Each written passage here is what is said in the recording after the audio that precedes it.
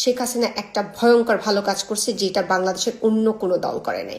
সেটা হচ্ছে জামাতের মতো একটা নিকৃষ্ট ভয়ঙ্কর দেশদ্রোহীদেরকে এতদিন দাবিয়ে রাখছে, নিষিদ্ধ করে রাখছে। শেখ হাসিনা স্বৈরাচার, তাকে হাঁটাইতে হবে, হাঁটাইছি। তারপর আজকে বাংলাদেশে যে ৭২-এর সংবিধান পুড়িয়ে ফেলা হইল, আজকে যদি আওয়ামী লীগ ফিল্ডে থাকতো, শেখ হাসিনা যদি ক্ষমতায় থাকতো, এই কাজ করার সাহস পাইতো? শেখ হাসিনা বাংলাদেশে অনেকগুলি খারাপ কাজ করছে, স্বীকার করছি।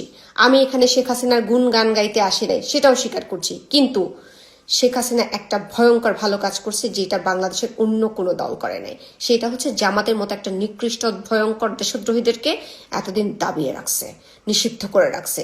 তাদেরকে তাদের কাজগুলো করতে দেয় না। তারা যে ভয়ঙ্কর নিকৃষ্ট কাজগুলো করে সেই কাজগুলো থেকে তাদেরকে বিরত রাখছে, যেটা আওয়ামী লীগ ছাড়া সম্ভব না। সেটা আবারও প্রমাণ করে দিল। ৭২-এর সংবিধান পুড়িয়ে ফেলার মানে কি জানোস? ৭২-এর সংবিধান পুড়িয়ে ফেলার মানে হচ্ছে ওই সমস্ত শহীদ, যে সমস্ত শহীদেরা বাংলাদেশটাকে বানাইছে, সেই সমস্ত শহীদের রক্তে লেখা হচ্ছে এই সংবিধান। প্রত্যেকটা অক্ষর হচ্ছে ওই সমস্ত মা বোনের ইজ্জতের বিনিময়ে লেখা। সেই সমস্ত মা বোনদেরকে, সেই সমস্ত শহীদদেরকে, সেই সমস্ত বুদ্ধিজীবীদেরকে, সমস্ত সাফল্যকে, অর্জনকে আজকে বিসর্জন দিল, অপমানিত করলো, অপবিত্র করলো এই রাজাকারেরা, এই দেশদ্রোহীরা।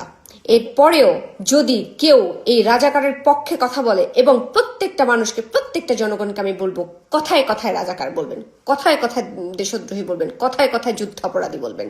এদের এই দেশে থাকার কোন রকম কোনো অবস্থাই নেই। এদেরকে এই দেশ থেকে অতি দ্রুত বিদায় করতে হবে উষ্টা মেরে। এরা বাংলাদেশের মতো মাটিতে থেকে, বাংলাদেশের ফসল খেয়ে, বাংলাদেশের মাটিতে জন্মে তারা হচ্ছে বাংলাদেশকে এভাবে অপমানিত করে। তারা হচ্ছে দেশদ্রোহী, তারা হচ্ছে রাজাকার, তারা হচ্ছে কালপিট, তারা হচ্ছে ভয়ঙ্কর মানুষ। তারা এই দেশের যোগ্য না, তারা মানুষই না, তারা হচ্ছে অন্য গ্রহের কোনো অ্যানিম্যাল। এদেরকে বাংলাদেশ থেকে উষ্টা মেরে একদম সমুদ্রে ফেলে দেওয়া উচিত।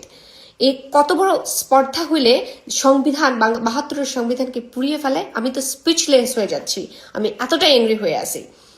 আপনার স্বপ্নগুলো আকাশ ছুবে প্রবাসীর হেলিকপ্টারের মাধ্যমে। বিয়ে, জন্মদিন অথবা যে কোনো বিশেষ প্রয়োজনে হেলিকপ্টার ভাড়া করতে যোগাযোগ করুন স্ক্রিনে দেয়া নাম্বারে। প্রবাসীর হেলিকপ্টার, নিরাপদ ও সাশ্রয়ী বাহনের বিশ্বস্ত নাম।